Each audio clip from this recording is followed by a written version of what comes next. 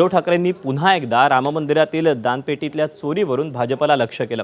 भाजपची जी तुलना आहे ती बाबरशी केलेली आहे आणि भाजपची जी पार्टी आहे ती बाबर जनता पार्टी म्हणत उद्धव ठाकरेंनी भाजपवर पुन्हा एकदा जोरदार निशाणा साधलेला आहे।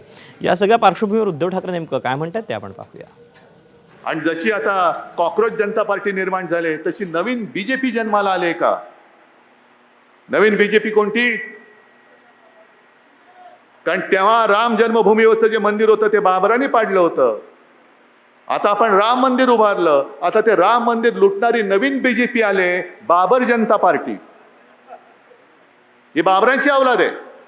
त्या बाबराने ते मंदिर पाडलेलं, हे बाबराची अवलाद हे राम मंदिर लुटताय। मग तुमच्यात आणि त्या बाबरात फरक तो काय?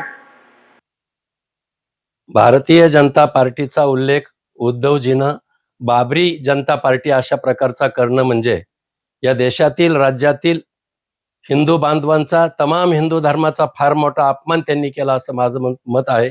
मी त्यांच्या वक्तव्याचा निषेधही करतो। म्हणजे खरं म्हणजे उद्धवजीकडे नैराश्याची मानसिकता आहे। त्यांचे खासदार आज फुटून गेले 6।